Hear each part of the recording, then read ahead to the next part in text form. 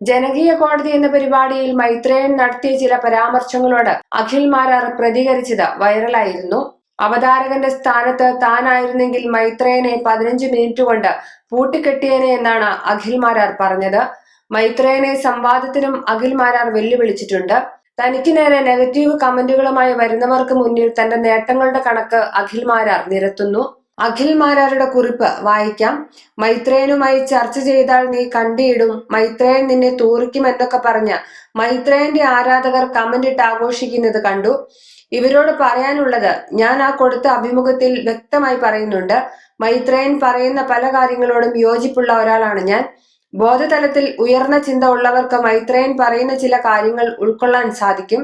എന്നാൽ മറ്റു ചില കാര്യങ്ങളിൽ മൈത്രേയൻ പറയുന്ന വിവരക്കേടുകൾ എതിർക്കപ്പെടേണ്ടതാണ്. അതാണ് ഞാൻ പറഞ്ഞതും. മയക്കുമരുന്നിനെ വെള്ളവുമായി താരതമ്യം ചെയ്ത അയാളുടെ വിഡ്ഢിത്തരത്തിന് വ്യക്തമായ മറുപടി നൽകാതിരുന്ന ഹാഷ്മിയുടെ സ്ഥാനത്ത് ഞാനായിരുന്നെങ്കിൽ എന്നത് പറഞ്ഞത് ആ പ്രസ്താവനയുടെ കാര്യത്തിലുമാണ്. എന്തായാലും പറയുന്നത് പൂർണ്ണമായും കേൾക്കാത്ത വിഡ്ഢികൾ വെല്ലുവിളി നടത്തിയതുകൊണ്ട് സംവാദത്തിന് ഞാൻ തയ്യാറാണെന്ന് എന്നോട് ബന്ധപ്പെട്ട ഓൺലൈൻ മാധ്യമങ്ങളോട് ഞാൻ പറഞ്ഞിരുന്നു. എന്റെ ഒരു അഭിമുഖത്തിന് 1 ലക്ഷം രൂപയും GSTയും വാങ്ങുന്ന എനിക്ക് 1.5 ലക്ഷം വരെ ഓഫർ ഈ പ്രോഗ്രാമിന് നൽകാമെന്ന് പറഞ്ഞെങ്കിലും എനിക്ക് പ്രിയപ്പെട്ട ഒരാളുടെ ചാനലിൽ 1 ലക്ഷം രൂപ സംബന്ധിച്ച് ഞാൻ തയ്യാറായിട്ട് 4 ദിവസങ്ങൾ കഴിഞ്ഞു. മൈത്രേയനെ പോലെ കാണുന്ന ചാനലിലൊക്കെ കയറി ഇറങ്ങി നടക്കുന്ന ശീലം എനിക്കില്ല. നിലവിൽ മൈത്രേയൻ ഈ സംവാദത്തിന് തയ്യാറായോ എന്നതും എനിക്കറിയില്ല. ഞാൻ തയ്യാറാണ്, അത്രമാത്രം. 4 പേരുടെ മുന്നിൽ മുഖം കാണിക്കാൻ വെപ്രാളം കാണിക്കുന്ന, അങ്ങോട്ട് കാശ് കൊടുത്തും അല്ലാതെയും ഇന്റർവ്യൂ കൊടുക്കുന്നവരുടെ കൂട്ടത്തിലല്ല ഞാൻ. എന്നെ ആവശ്യമുള്ളവർ ഞാൻ പറയുന്ന തുക തന്ന് വിളിക്കണം. അങ്ങനെ വിളിച്ചിട്ടുള്ളതാണ് അവസാനം വരെ നിങ്ങൾ കണ്ട എന്റെ അഭിമുഖങ്ങൾ.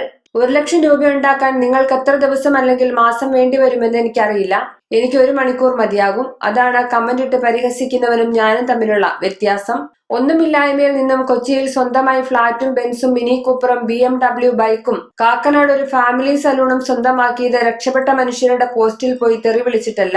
അവർ എങ്ങനെയാണ് രക്ഷപ്പെട്ടതെന്ന് പഠിച്ചും സ്വന്തം കഴിവുകൾ എന്താണെന്ന് തിരിച്ചറിഞ്ഞും നിശ്ചയദാർഢ്യത്തോടെ നിതാന്ത പരിശ്രമം ചെയ്ത് നേടിയെടുത്തതാണ്. കുറച്ചുകൂടി ലളിതമായി പറഞ്ഞാൽ 2017 ഒരു കാർഷിക വായ്പ എടുത്തതിന്റെ പലിശ വർഷത്തിൽ 10,000 രൂപ അടയ്ക്കാനില്ലാതെ, CC മാസം 2,700 രൂപ അടയ്ക്കാൻ കഴിയാതെ മുത്തൂറ്റ് ഫിനാൻസുകാർ കൊണ്ടുപോയ ട്വിസ്റ്റർ ബൈക്കും പിന്നീട് ഇൻഷുറൻസ് പോലും എടുക്കാതെ CC അടയ്ക്കാതെ കൊണ്ടു നടന്ന ഒരു i20 കാറും പിന്നീട് ബിഗ് ബോസ് കഴിഞ്ഞിറങ്ങിയപ്പോൾ നഷ്ടപ്പെട്ട സിബിൽ സ്കോർ തിരികെ പിടിക്കുകയായിരുന്നു.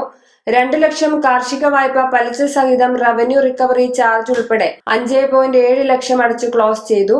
7,000 രൂപ പെൻഡിങ്ങിന് 45,000 അടച്ചു ക്ലോസ് ചെയ്തു. 10,500 ക്രെഡിറ്റ് കാർഡ് 1.25 ലക്ഷം അടച്ച് ക്ലോസ് ചെയ്തു.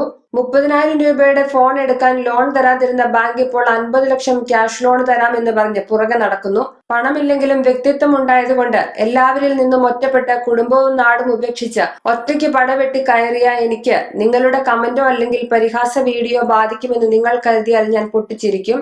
ചെളിയിൽ നിന്നും വാരിയെടുത്ത് ചൂളയിൽ ചുട്ടുപഴുപ്പിച്ച് ചുറ്റിക കൊണ്ട് ആഞ്ഞടിച്ച് ശോഭിച്ച സ്വർണത്തെ കരികൊണ്ട് മായ്ക്കാൻ നോക്കിയാൽ ആ കരിയുടെ ആയുസ് ഒന്ന് കഴുകുന്നത് വരെ മാത്രം.